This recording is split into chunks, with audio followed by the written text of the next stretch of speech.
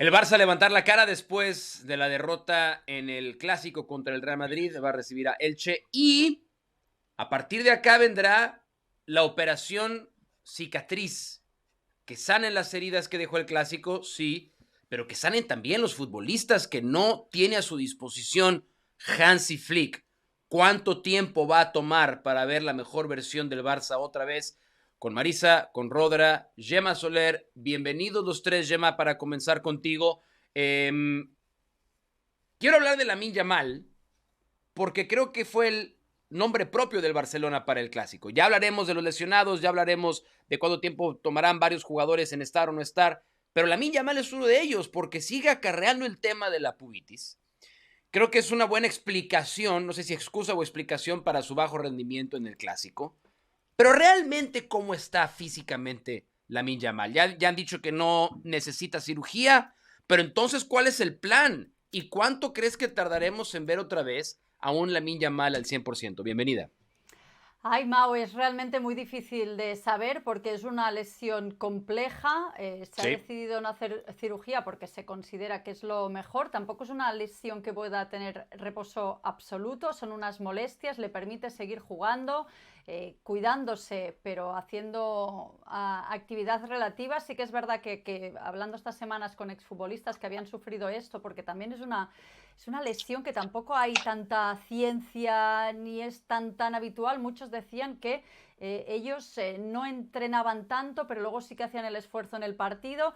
Es realmente difícil. ¿Es una excusa esa lesión para el clásico? Excusa no sé, pero está claro que tampoco un futbolista brillante, uno de los mejores del mundo, sí, pero tiene 18 años, no tiene la madurez, la carrera, la trayectoria, el liderazgo para echarse el equipo a la espalda en un partido de tantísimo compromiso, y creo que hay una excusa en la primera parte. Todos sabemos cuál es una de las grandes virtudes de Lamine Yamal, que es hacer el uno contra uno. Intenta uno y ahí ve que no puede, y de hecho en el primer tiempo se ve cómo se aleja del área, no le pasan muchos balones, luego en el descanso mejora con analgésicos y puede intentarlo, y a pesar de no acercársela al área, no irse de nadie, a través de asistencias y otros recursos, es el jugador más peligroso del último tercio del Barcelona. ¿Es culpa suya la derrota en el Clásico? Pues no, porque había muchas lesiones, sigue habiendo muchas lesiones, había varios futbolistas claves que no estaban al 100% físicamente.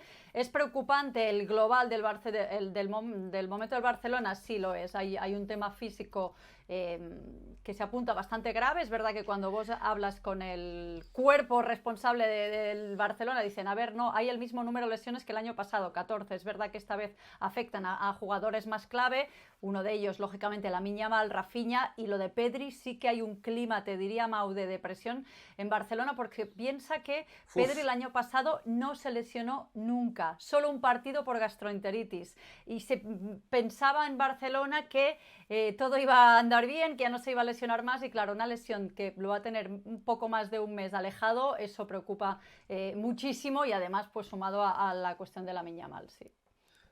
No ha sido ajeno el Barcelona, Marisa, a lesiones incluso la temporada pasada, cuando ganaron la Liga, ganaron la Copa, ganaron la Supercopa y se quedaron en semifinales de la UEFA Champions League. ¿Por qué ahora es diferente? ¿Es el número? ¿Son los jugadores? ¿Es el nivel de la Yamal? ¿Por qué ahora se nota diferente el impacto de las lesiones en el Barcelona comparado al año pasado? En un acto de sinceridad y honestidad también, noviembre y diciembre fueron muy malos para el Barcelona la temporada pasada. Muy malos.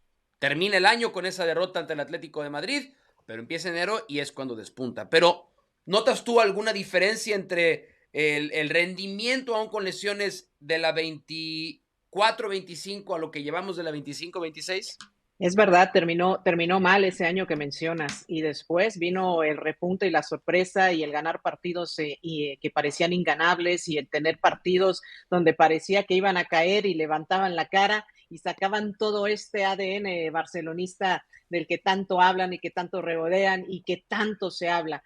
Creo que la gran diferencia es esa, que justo las lesiones han sido en puntos clave, en jugadores clave. Hablas de Lamine Yamal, que el torneo pasado jugó y jugó y jugó y jugó y no descansaba y no pasaba nada. Y ahora estás teniendo esta baja con uno con uno de tus jugadores más importantes, y no es el más importante, pues, por decirlo, por lo que le da al equipo, con los regates, con lo que sale, con lo que aporta, pues esa ya creo que de entrada es una baja súper importante. La pubalgia es una lesión súper complicada que además le afecta en los regates, que le afecta en los sprints y en los cambios de ritmo. Yo creo que son los 3 puntos importantes donde le afecta a Lamine Yamal, y son 3 puntos importantes que requiere un jugador y que además utiliza un jugador como él. Por eso es que se nota tanto. Y luego el tema de Pedri, que es un jugador que después de 41 partidos cae.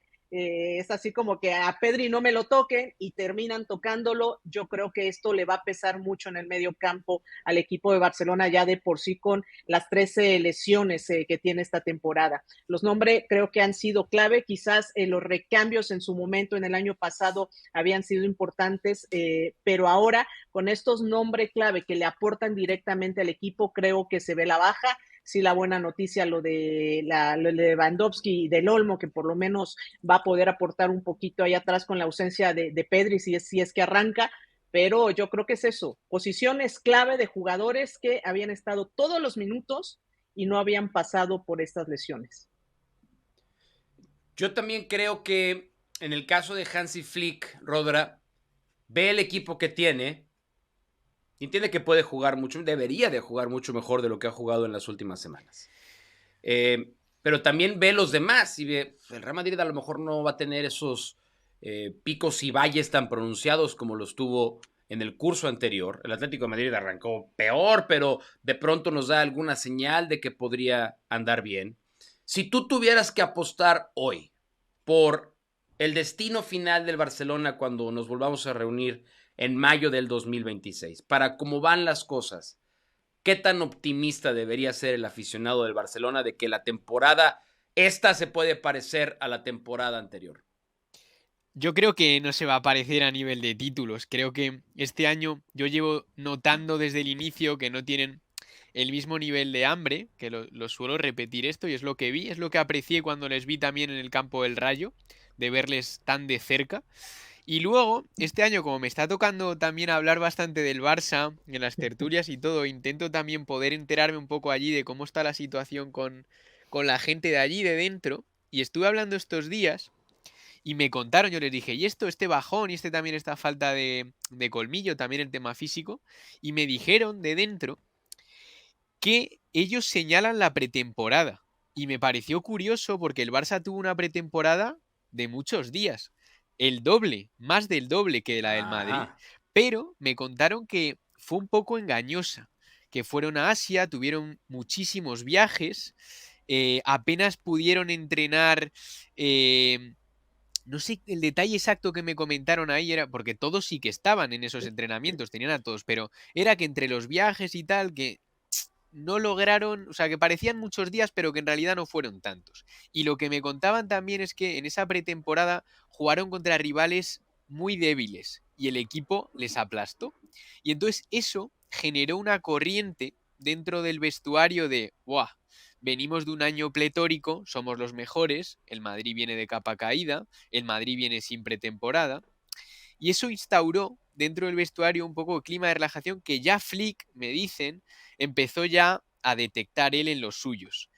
Y así arrancaron, más el añadido que os decía de tanto viaje que dicen que fue engañoso a la preparación física y que pues les está haciendo daño en el tema de las lesiones. Entonces, me pareció interesante esto que me contaban desde allí de dentro y que se refirieran a la pretemporada y con esos detalles, pues me pareció curioso. Así que aquí os lo traigo. Para complementar lo que Por comenta favor. Rodra Mau, es verdad que hay esta voz, ¿no?, que critica. A ver, la pretemporada fue modélica en muchos sentidos. Ese viaje a Asia fue un desastre, porque acordaros que salieron un día más tarde, que sí, que no, estrés, hacía muchísimo calor, rivales de bajo nivel, algunos sitios donde entrenaban y donde estaba el hotel estaba lejos. No fue modélica, pero creo que la pretemporada, yo que hace más de 15 años que sigo el Barcelona, nunca había visto una pretemporada con todos los internacionales y demás.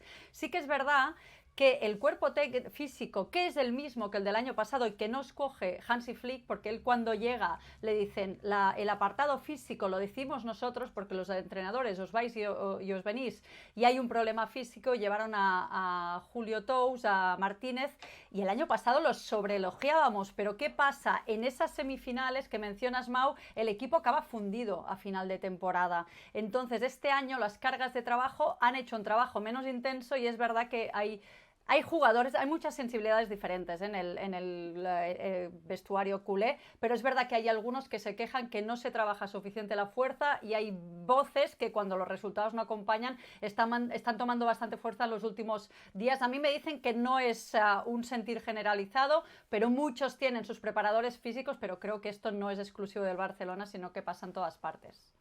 A ver, en un minuto, Gemma, ¿qué es lo que nos queda de este segmento? El tema de Lamine Yamal es una preocupación y esto va más allá de la pubalgia, el rendimiento en la cancha. El ruidito que hay afuera de la cancha de Lamine Yamal. Gemma es la número uno ahí, mucho, experta en laminología. Por eso exactamente, por eso quiero acudir a la fuente realmente. ¿Están preocupados en el Barça por Lamine Yamal o no están tan preocupados? Sí.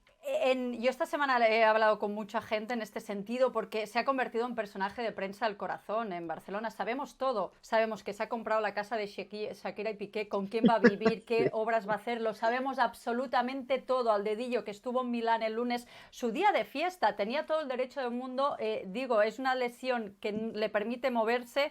Estuvo con una chica, entonces es como que todo es un escándalo lo que hace Lamine Yamal. En el Barça consideran que es un poco injusto que un chico de 18 años que cumple las normas, el Barcelona estaba informado que se iba a Milán, lo consensuó con el cuerpo médico, entonces ha trascendido tanto la figura que creen que es injusto, pero están preocupados sí, y ha habido reuniones en ese sentido para que su agente Jorge Méndez le marque mucho más el día a día, que se le aconseje no hacer una entrevista o un show antes a 48 horas de un clásico en que haga broma porque esto puede trascender, que Jorge Méndez reporte mucho más seguido con Deco y Deco con Hansi Flick, porque también hay preocupación, pero también hay una sensación que se está siendo un poco injusto con un futbolista de 18 años. Cuando cumple los 18 años, te llaman el próximo rey del fútbol, y además tú te pones la corona, ¿no? Y firmas un nuevo contrato que de acuerdo a reportes te paga como 30 millones de euros hasta el 2031. ¿Quién no se volvería loco? Sean así, sean ingratos. No sean ingratos. Lamine Yamal y el Barcelona este fin de semana contra el Elche, el partido en ESPN Deportes y como siempre, todas las reacciones aquí en el canal de YouTube de ESPN Deportes.